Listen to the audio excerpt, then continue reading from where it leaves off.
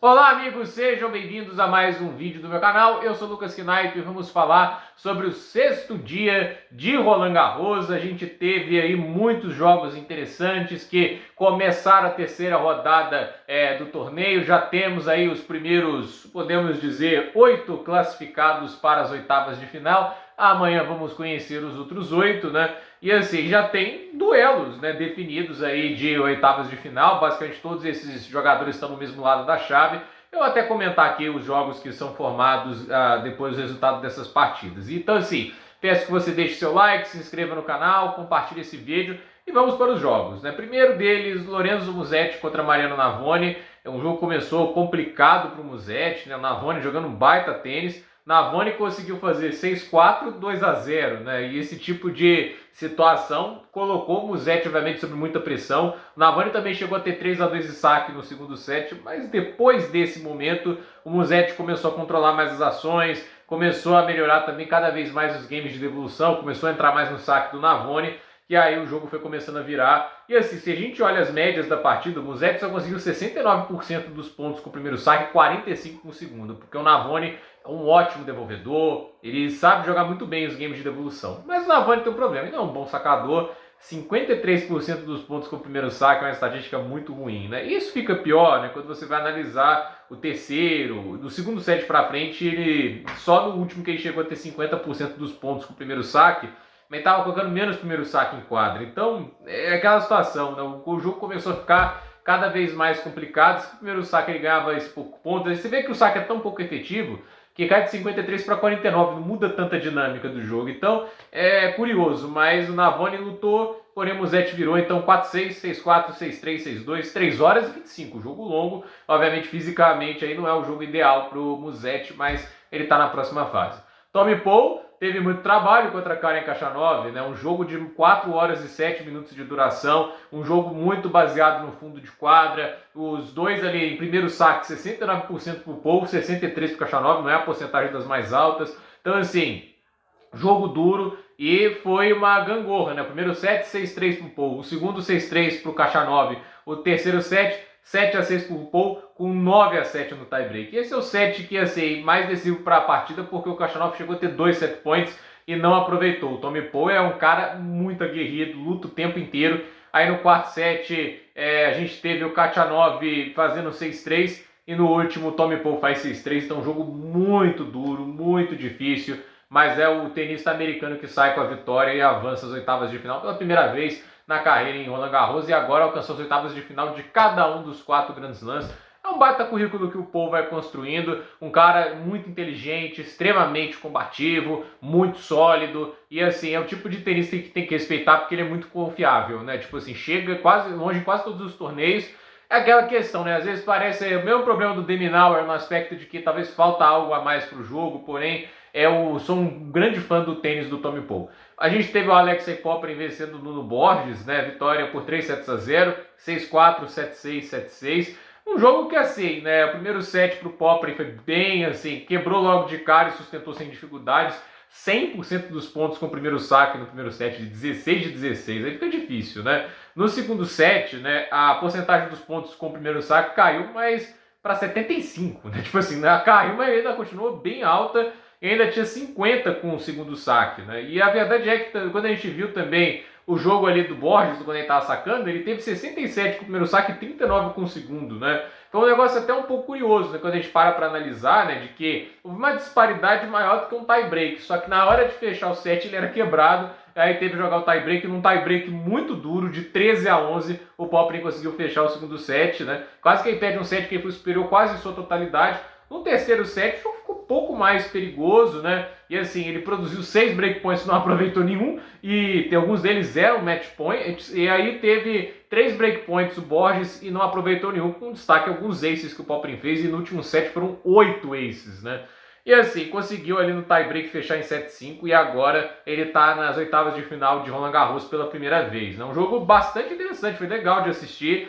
Mas a questão que tem que se colocar né, tipo, o Nuno Borges, que ele fez bem lá contra o Casper Ruud, né, de tentar explorar, às vezes, um backhand na paralela, aí ele fez muito menos isso, né, ele tentou, né, usar muito mais o jogo cruzado, forçar pelo backhand do Popyrin. Só que assim, o backhand do Popyrin de 3 anos atrás ia sucumbir. O de hoje, não, né? Já dá uma melhora considerável, né? Ele não teria saltado as posições de ranking, sair de 100 cacetado do ranking para 21 agora no ranking ao vivo, né? Sem melhorar o backhand consideravelmente, né? Porque era o que segurava muito o jogo dele, né? Sacar e bater forehand, ele sempre fez isso bem, né? Não acho que isso mudou muito na carreira dele, mas o backhand foi uma melhora bem grande, né? E assim, ainda não é uma qualidade substancial no jogo dele, mas eu já tô achando cada vez menos aquele problema crônico que um dia foi, né? O Roger Rune venceu o Quentin Halys em um jogo de 3 horas e 19, até para 5 sets, o jogo não foi tão longo assim, né? Se bobear, o jogo do Alcaraz foi mais longo que esse, né? Mas aquele negócio, a instabilidade do Rune, né? Ele acaba complicando situações que não deveriam ser tão difíceis, né? E assim, primeiro set 6-4 para o Halys, o segundo 6-2 para o Rune. O Rune chegou a sacar para fechar o terceiro set em 6-4. E aí o que acontece? Ele é quebrado 2 vezes e aí 7-5 para o Halys, né? E depois a gente tem o Rune conseguindo vencer o quarto set com 7-5. Chegou a ter quebra no início, mas foi quebrado de volta. E foi só se complicando. Mas no final ali, a partir do momento que ele quebra o Halys no quarto set, ele começa a comandar a partida. E aí ele consegue um baita quinto set. Em 26 minutos conseguiu fazer um 6-2. Então, jogo duro para o Rune, mas é uma vitória que coloca ele na próxima fase. Daniel Altmaier venceu o Radar Medjedovic por 3-1. Baita torneio para o Altmaier, ganhando do Fritz, ganha agora do Medjedovic. Perdeu o primeiro set 6-4, né? Mas depois disso começou a comandar a partida e nunca mais foi quebrado, né? 6-3, 6-3, 6-2. O Radar Medjedovic tem uma bola muito pesada, né? Um cara agressivo e tudo isso, mas também só tem isso, né? E quando o tenista só tem isso, fica difícil, né? Tipo, você precisa ter variedade, estratégias diferentes, senão você sucumbe, né? O tênis pede isso, né? Ben Shelton ganhou do Matheus Gigante por 3-0, 6-3, 6-3, 6-4, né? O Gigante que eliminou o Stefanos Tsitsipas. E assim, né? Um jogo do Shelton que 10 aces mais 7 duplas faltas, né? 79% dos pontos com o primeiro saque é bom. Eu acho que ele foi um pouco melhor na devolução do que costuma jogar, né? 64% dos pontos com o primeiro saque para o Gigante, 45% com o segundo. Então, assim, as médias foram mais baixas, então o Shelton conseguiu entrar mais no fundo de quadra. O que é importante, saibro mais do que tudo é de fundo de quadra. Saque é importante? Sem dúvida é. Mas ele pode salvar muitas vezes, mas não é o que vai definir vitórias na superfície. A surpresa para mim do dia, talvez, né? Tipo, foi o Tiafoe ganhando do Korda até com uma relativa tranquilidade. 7-6, 6-3, 6-4, né? Não são tenistas, a meu ver, que tem muita variação tática. Acho que esse é o grande calcanhar de Aquiles de ambos, né? Mas existe para mim um grande motivo do Tiafoe, do Korda, eles estarem até bem atrás do Bow e do Fritz, né? Porque eles são muitas vezes previsíveis e assim, quando o jogo não funciona, não tem plano B. E nesse jogo aqui foi o caso do Korda não conseguir nenhum tipo de sucesso, errando demais, misericórdia, né? O Korda, quando ele não tá calibrado, é feio de ver. Eu acho feio. Assim, é muita pancadaria sem nexo, entende? Quando ele tá jogando bem, é um negócio absurdo, né? Como ele distribui bem o jogo. Mas ele tá jogando mal, ele tenta fazer umas mudanças de direção completamente sem time. E aí, aquele negócio, o Tiafoe devolveu o saque muito bem. E, ao meu ver, entendeu muito mais essa partida e conseguiu essa bela vitória. O Carlos Alcaraz venceu o Damir Dzumhur por 3-1, 3 horas e 14. Eu acho que o do Rune foi 3 minutos mais longo, mas esse aqui foi em 4 sets, né? 1h08 o terceiro set e 54 minutos o quarto, né? Um jogo duríssimo. E o Alcaraz é aquele negócio, né? Tipo, o primeiro set é um domínio tão grande, né? Ele teve 74% dos pontos com o primeiro saque, né? O jogo parecia tranquilo. Aí no segundo caiu para 67%. No terceiro continuou assim, e no último set o Alcaraz teve 52% de pontos com o primeiro saque, né? Uma queda muito grande, né? E essa queda dos pontos com o primeiro saque não é legal, entende? Porque isso diz que você está ganhando muito pouco ponto a partir do saque, e aí tem que trabalhar no fundo de quadra. E essa queda é muito resultado que no fundo de quadra o Alcaraz foi cada vez perdendo mais a noção do que tinha que fazer dentro de quadra. Ele foi cada vez mais confuso no jogo, a estratégia completamente perdida, subidas à rede muito mal feitas. Você vê que quando ele está no controle da situação, nas primeiras 20 subidas à rede, sabe quantos pontos o Alcaraz ganhou nesse jogo? 19. Sabe quantos pontos ele ganhou das últimas 20 subidas à rede? 5. Ele perdeu 15 pontos de 20 subidas à rede. Isso por quê? Tá subindo mal e o Tsumur processou bem as jogadas, viu os espaços que ele estava deixando, aí tomava passada em um tempo ou dois, mas estava sempre tomando passada, né? Porque era uma subida mal construída, que ao invés de deixar o adversário acuado, ele se tornava vulnerável e dava a janela para ele ganhar o ponto. Então, assim, o Alcaraz, quando ele perde o controle da partida, ele é um cara que não acalma e, assim, tem paciência dele, ó. Vou abaixar um pouco o ritmo e entender o que está acontecendo. Ele vai mais agressivo, ele vai mais maluco, ele vai mais para a bola, ele fica até mais previsível, que é horrível dentro de um jogo de tênis, o tenista adversário saber o que você vai fazer.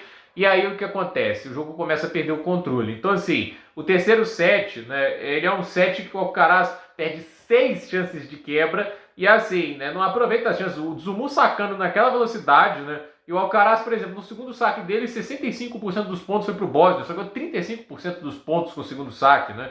E assim, chega no quarto set, aí a possibilidade do Tsumu cai lá embaixo, mas o Alcaraz não melhora no seu saque, inclusive piora, né? Os games de saque do Alcaraz no quarto set foram muito piores do que o do terceiro set, né? E aí o jogo vai ficando cada vez mais complicado, porém ali ele conseguiu a vitória, né? Tipo, no finalzinho ele conseguiu se aproveitar, até porque o Tsumu acabou ali cometendo alguns erros, as duplas faltas, mas fato é que assim, foi um jogo que o Carlos Alcaraz, assim, ele se complicou sem necessidade, né? E assim, olha um dado, ele produziu 21 breakpoints e aproveitou 7, né? Nesse caso, você pode até falar, produziu muitos breakpoints, mas não era um grande sacador. Ele sofreu 12 breakpoints e ele perdeu 3, né? Tipo assim, foram 9 que ele salvou, mas quebrado 3 vezes, mas ainda assim, 12 breakpoints é muita coisa contra o Damir Dzumhur, entende? Com todo respeito ao Bosnia, que fez uma grande partida a partir do terceiro set, até no segundo ele jogou melhor, mas assim, a partir do terceiro set que o negócio começou realmente a dar mais de figura, e de qualquer jeito tem que comentar. Não foi uma partida legal do Carlos Alcaraz, eu acho que a partir do segundo set ele começou já a dar alguns sinais ali de que começou a dar brechas para o adversário, mas do terceiro set para frente ele deu muitas chances para o Dzumhur complicar essa partida. E ouso dizer, se o Dzumhur tivesse um saque um pouquinho melhor, eu não estou dizendo, por exemplo, um Shelton, um Urkats da vida, né? Vou pegar aqui um sacador bem mediano, né? Se a gente puder falar, sei que dá para ter uma referência disso, né?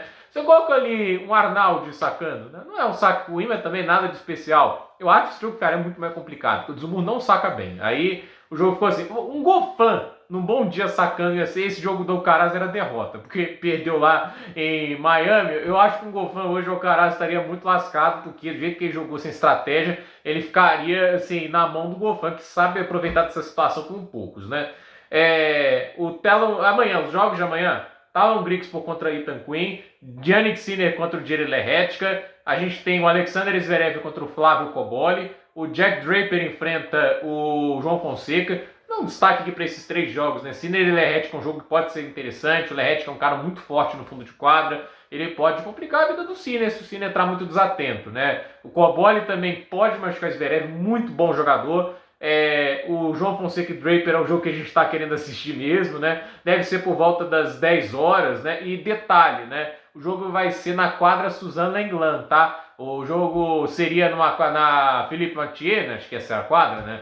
E assim, essa é a terceira quadra do complexo, mas com a desistência do Offios, o Rublev já avançou, e com isso o jogo foi para Suzanne Lenglen, Simone Mathieu, que acho que é o nome da terceira quadra, né? E assim, a Suzanne Lenglen, a segunda quadra de Roland Garros, é uma quadra de 10 mil espectadores. Sim, teremos 10 mil espectadores para ver Draper e João Fonseca, vai encher, né? O Alexander Bublik vai enfrentar o Henrique Rocha, a gente vai ter o Cameron Norrie contra o Jacob Fernley, o Novak Djokovic encerra o dia contra o Misolic. Então, vai ver aí o que acontece. E já aqui comentando sobre os jogos de oitavas de final já definidos, Alexei Popyrin contra Tommy Paul, Ben Shelton contra Carlos Alcaraz, Francis Tiafoe contra Daniel Altmaier, Lorenzo Musetti contra Roger Rune, que eu acredito, né? Posso estar falando errado aqui.